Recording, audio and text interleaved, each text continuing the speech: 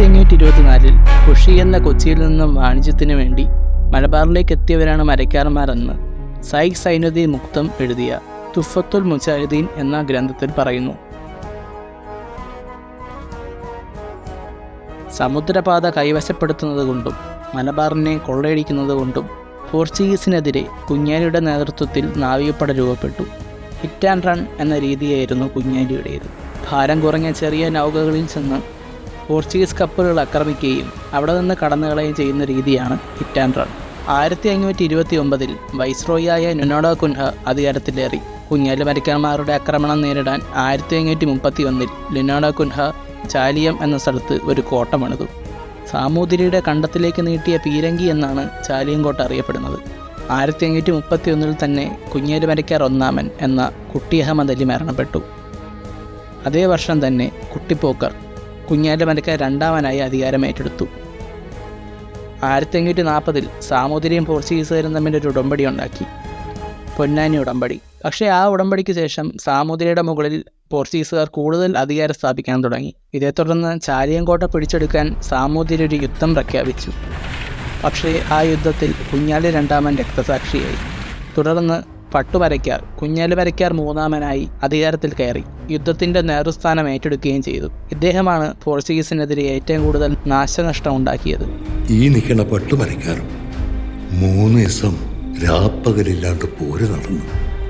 പറങ്കികളുടെ കപ്പൽപ്പട കത്തിക്കരിഞ്ഞ് പറങ്കിപ്പട്ടാളം തോറ്റ് കുഞ്ഞാലിമരയ്ക്കാർ മൂന്നാമൻ 1571 ചാലിയൻകോട്ട തകർക്കുകയും പോർച്ചുഗീസ് നാവികരെ കൊല്ലുകയും ചെയ്തു. ഇതേ തുടർന്ന് കോഴിക്കോടിൻ്റെ വടക്ക് കോട്ടയ്ക്കലിൽ ഒരു കോട്ട പണിയാനും നാടുവാഴിക്ക് സമാനമായ ഒരു പദവിയും സാമൂതിരി കുഞ്ഞാലിമരയ്ക്കാർ മൂന്നാമന് കൊടുത്തു. 1594 പട്ടുമരയ്ക്കാർ മരണപ്പെടുകയും 1595 മുഹമ്മദ് അലി കുഞ്ഞാലിമരയ്ക്കാർ നാലാമനായി അധികാരത്തിൽ കയറുകയും ചെയ്തു. മറ്റുള്ളവരെക്കാൾ ശക്തനായിരുന്നു കുഞ്ഞാലി മരയ്ക്കാർ നാലാമൻ. അതുകൊണ്ട് തന്നെ സാമൂതിരിയെ കുഞ്ഞാലി മരയ്ക്കാർ കീഴ്പ്പെടുത്തുമെന്നും മലബാറിനെ സ്വന്തമാക്കുമെന്നും പോർച്ചുഗീസുകാർ സാമൂതിരിയെ തെറ്റിദ്ധരിപ്പിച്ചു. കുഞ്ഞാലിയെയും സാമൂതിരിയെയും തകർക്കാൻ പോർച്ചുഗീസുകാർ ഉണ്ടാക്കിയ ഈ കെണിയിൽ സാമൂതിരി വീഴുകയും ചെയ്തു. ഇതേ തുടർന്ന് കുഞ്ഞാലിയെ ഉന്മൂലനം ചെയ്യാൻ സാമൂതിരിയും തയ്യാറായി. തിരുമനസിനെ ആരേലും എന്തെങ്കിലും തെറ്റിദ്ധരിപ്പിച്ചതായിരിക്കും. കുഞ്ഞാലി മരക്കാർക്കെതിരെ ഒരുമിച്ചൊരു പടയോട്ടത്തിനാണ് തീരുമാനം. ഇരു സൈന്യങ്ങളും ചേർന്ന് ഒരേ സമയം ആക്രമിക്കാനാണ് ഉദ്ദേശം. സാമൂതിരിയുടെ സഹായത്തോടെ പോർച്ചുഗീസ് സൈന്യം കോട്ടയ്ക്കൽ കോട്ട വളഞ്ഞു. പക്ഷേ കുഞ്ഞാലി ആ യുദ്ധത്തെ ശക്തമായി നേരിടുകയാണ് ഉണ്ടായത്. പോർച്ചുഗീസുകാർക്ക് പിന്തിരിയേണ്ടി വന്നു. 300 പോർച്ചുഗീസുകാർ യുദ്ധഭൂമിയിൽ മരിച്ചു വീണു. തങ്ങളുടെ എതിരാളി സാധാരണക്കാരനല്ല എന്ന് മനസ്സിലാക്കിയ പോർച്ചുഗീസുകാർ കൂടുതൽ സൈന്യത്തെ ഒരുക്കി. കച്ചവടത്തിന്റെ പേരും പറഞ്ഞ് ഈ നാടിനെ കട്ടുമുടിക്കാൻ വന്നവരുടെ മുമ്പിൽ കയ്യും കെട്ടി 1600 സാമൂതിരിയുടെ പടയും പോർച്ചുഗീസിന്റെ പടയും കോട്ടയ്ക്കൽ കോട്ട ഉപരോധിച്ചു. കോട്ടയ്ക്കകത്തേക്ക് ഭക്ഷണം എത്തിക്കാൻ കഴിയാതെയായപ്പോൾ കൂടെയുള്ളവരുടെ ദയനീയ അവസ്ഥ കണ്ട് കുഞ്ഞാലി മരയ്ക്കാർ കീഴടങ്ങാൻ തീരുമാനിച്ചു. 1600 മാർച്ച് 13 കോട്ടയിൽ നിന്നും തലയുയർത്തിപ്പിടിച്ച് കുഞ്ഞാലി മരയ്ക്കാർ സാമൂതിരിയുടെയും പോർച്ചുഗീസ് സൈന്യത്തിൻ്റെയും മുന്നിലേക്ക് നടന്നു.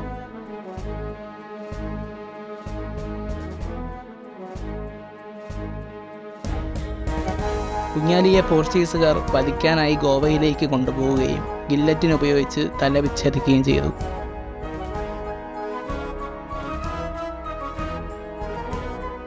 ഇന്ത്യ സമുദ്രത്തിലെ അധിപൻ, മുസ്ലിങ്ങളുടെ രാജാവ് എന്ന പേരുകളിൽ അറിയപ്പെടുന്നത് കുഞ്ഞാലി മരയ്ക്കാർ നാലാമനാണ്. കുഞ്ഞാലിയുടെ സ്മരണയ്ക്ക് നാമകരണം ചെയ്ത ഇന്ത്യൻ നാവികസേനയുടെ പരിശീലന കേന്ദ്രമാണ് മുംബൈയിലുള്ള INS കുഞ്ഞാലി. 2000 കുഞ്ഞാലി മരയ്ക്കാരുടെ പേരിൽ സ്റ്റാമ്പ് പുറത്തിറക്കി. കുഞ്ഞാലി മരയ്ക്കാർ മ്യൂസിയം സ്ഥിതി ചെയ്യുന്നത് വടകരയിലുള്ള ഇരിങ്ങൽ എന്ന സ്ഥലത്താണ്. 1599 സുറിയാനി ക്രിസ്ത്യാനികളെ ഉപരിവർഗമായ റോമൻ കത്തോലിക്കയുടെ കീഴിൽ കൊണ്ടുവരാൻ വേണ്ടി നടത്തിയ സമ്മേളനമാണ് ഉദയംപേരൂർ സുന്നാഹദോസ്. അതൊക്കെ കഴിഞ്ഞിട്ടും സുറിയാനി ക്രിസ്ത്യാനികളോട് വിവേചനം കാണിച്ച പോർച്ചുഗീസുകാർക്കെതിരെ വിശ്വാസികൾ രംഗത്ത് വന്നു. മട്ടാഞ്ചേരിയിലെ ഒരു കുരിശിന് മുന്നിൽ അവർ ഒരുമിക്കുകയും മാർപ്പാപ്പയെ ഇനി അംഗീകരിക്കില്ലെന്നും ബാബിലോണിയയിലെ പഴയ സിദ്ധാന്തത്തിലേക്ക് മടങ്ങിപ്പോവുകയാണെന്നും പ്രതിജ്ഞയെടുത്തു. 1653 നടന്ന ഈ പ്രതിജ്ഞയാണ് കൂനൻ കുരിശ് സത്യം അഥവാ കൂനൻ ക്രോസ് ഓത്ത് എന്നറിയപ്പെടുന്നത്. ഇതുപോലെ ഒരു ജനപിന്തുണ ഇല്ലാത്തതും മറ്റ് യൂറോപ്യന്മാരുടെ ആഗമനവും അതേ തുടർന്ന് സമുദ്രത്തിലെ ആധിപത്യം കുറഞ്ഞതുമെല്ലാം പോർച്ചുഗീസിൻ്റെ അധപ്പതനത്തിനുള്ള കാരണങ്ങളായി മാറി.